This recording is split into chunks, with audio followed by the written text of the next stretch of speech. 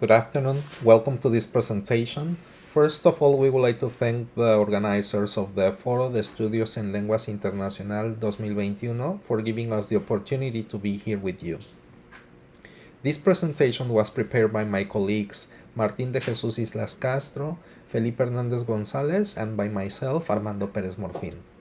We hope you find it interesting. The title of this talk is L1 Cross-Linguistic Interference in L2 Productive Skills at Tertiary Level. This is part of a bigger project in which we are researching the influence of L1 and L2 in the learning of an L3. The outline for this presentation is, first, we are going to talk about the literature review, then we are going to mention the objective, after that we are going to talk about the methodology, then the analysis is going to be presented, and finally the preliminary conclusions are going to be discussed.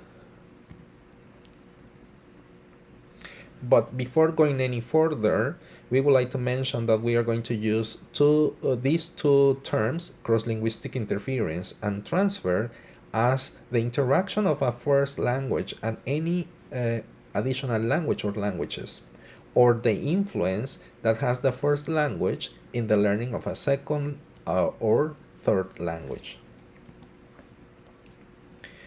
Language transfer is a linguistic phenomenon that has been studied mainly regarding the negative effects in the process of learning a second language. But transfer or cross-linguistic interference may not necessarily be negative, and it may be seen as an aid to learn a second language. In this project, we would like to emphasize or to find out if this aspect of positivism is something important in learning a foreign language in this specific context, in the Mexican context, at tertiary level, of course. We are going to use these concepts in the chart, in this diagram, which are the microlinguistics aspects of the language. This is the scope of a study of language, and we can see here that there are the phonetics, the phonetic aspects, which it has to do with the speech sounds, phonology, it has to do or has a relationship with phonemes, morphology, which is everything related with words, syntax, which is phrases and sentences, semantics is the literal meaning of phrases and sentences, and pragmatics, which is the meaning and context of discourse. So we are going to refer to these terms in the analysis particularly. The objective of this project is to identify Spanish, which is considered the L1 in this case, cross-linguistic transfer in the productive skills of English, the L2, at tertiary level in a Mexican context. The methodology that we are using in this part of the project is qualitative. We are collecting classroom interactions through classroom observation. We have been videotaping the interaction of the students and teachers. And of course, we also have been collecting writing exercises. Until now, we have been collected 100 pieces of writing from different students at different levels of English. Of course, they are university students enrolled in English language courses. And in the analysis, what we are going to do right now is we are going to show you some speaking sentences or speaking utterances and some writing examples. But the speaking ones, even if we have the audios with us, for this presentation and for the rest of the project, we decided not to use the audios, but we decided to use the transcription of those interactions. And in here, you can see that a student is describing his or her relatives. In the transcription of his production or her production is, I really like spending time with my sister. I have a little sister who has 15 years old. In this example, we can see that there is a cross-linguistic interference when the student decided to use the word has instead of the verb to be. And this is because in Spanish, the word has or the verb have, to have, is the one that we use in order, or it is used to refer to age. The student decided to use that same pattern, that same literal meaning of the word from Spanish, and use it in English. Of course, as we said before, the correct word in English is the verb to be, who is 15 years old. So this is a clearly cross-linguistic interference at the level of a word. In this second example, a student is talking about touristic attractions, and he or she says, you can find in this page many beaches and restaurants that has in the Cozumel Island, and the hotels and things like that. I'm just emphasizing the pronunciation that we identify in this interaction. And of course, the one that we would like to emphasize here is the word hotels. It's a cross-linguistic interference because the student decided to use the speech sound taken from Spanish, the phonetics from Spanish, and he or she decided to say hotel as it sounds in Spanish, hotel, instead of hotels. And clearly this is a cross-linguistic interference based on the first language, in this case Spanish. There is also the pronunciation of island. He or she decided to pronounce Iceland, which maybe it's another interference from the same language, from the first language. But this one, hotels, was the most remarkable in this example. The third example is a student talking about favorite colors.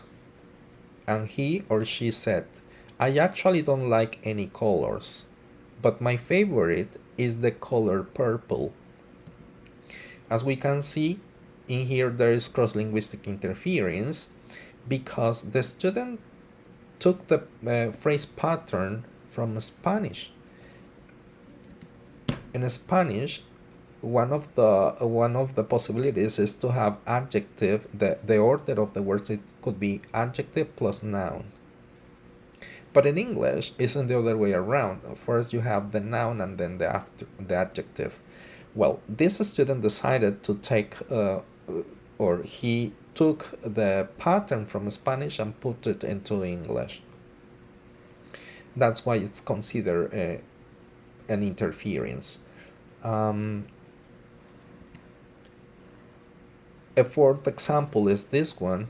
One student was talking about pastry or bakery, and he or she said, it's very funny. We do lots of desserts, donuts, breads, and sometimes pizza. But in this case, what we identified is that the cross-linguistic interference happens with the word breads. In the word bread in the Spanish could be count nouns. We can say panes, un pan or dos panes, tres panes, could be countable. But in English, of course, it's an uncountable noun. So the student decided to use it as a countable noun in English, and using the pattern from Spanish, of course. So it should be bread in English. Well, those were examples of speaking in the speaking interaction. And even if the communication was not totally broken, still there is a little bit of space for improvement in order to get in order to learn from those interferences. Now we are going to move to the writing examples. In this piece of writing, one student was inviting to a friend to do something together. And the student says, I just want to know if you want come with me at Chichen Itza the next month. I wait your answer. In this piece of writing, we can see that there is cross-linguistic interference because there is a missing preposition. And it happens because in Spanish, this phrase in Spanish, ¿quieres venir?, it doesn't require any preposition.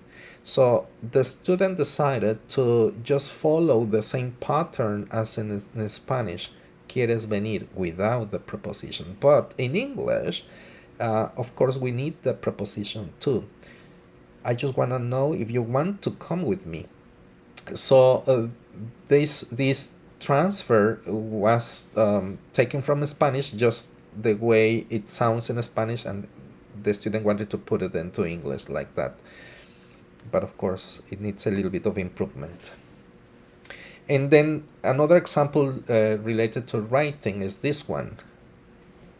The student, this student was inviting also a friend to do something together, and he or she said, I sent you an invitation for travel with me to Yucatan on April 22 to motif for my birthday. And the word here, or the part here which is shows interference, is this one. The word motif, which is a literal meaning from Spanish. In Spanish, the word motif means motivo. El motivo es.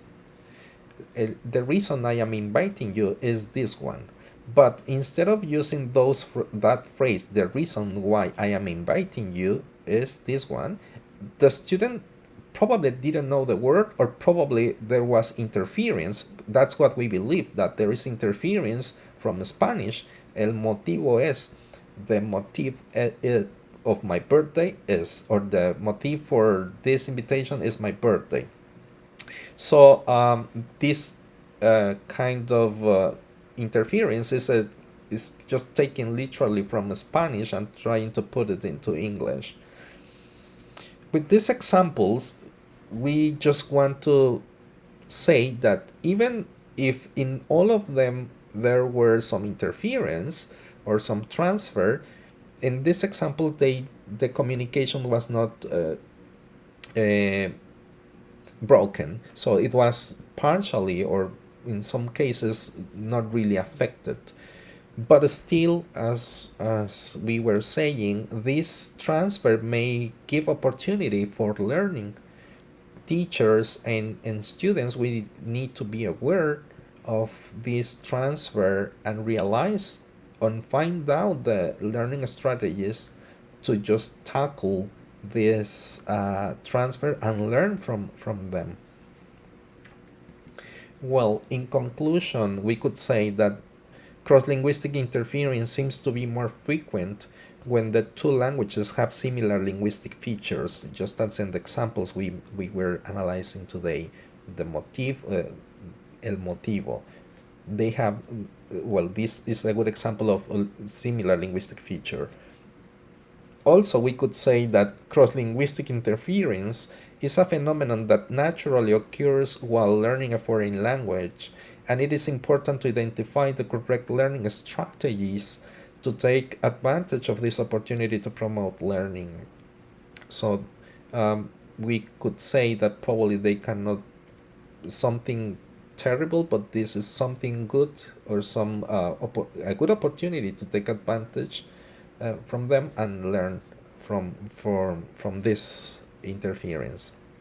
And finally, cross-linguistic interference may not be considered as an obstacle in the learning process, but as promoters of learning a foreign language.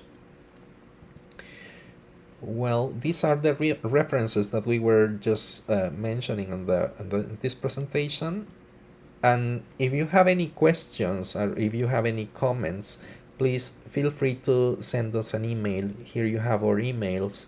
and we will be happy to read you and to answer you. And thank you very much for watching. Bye.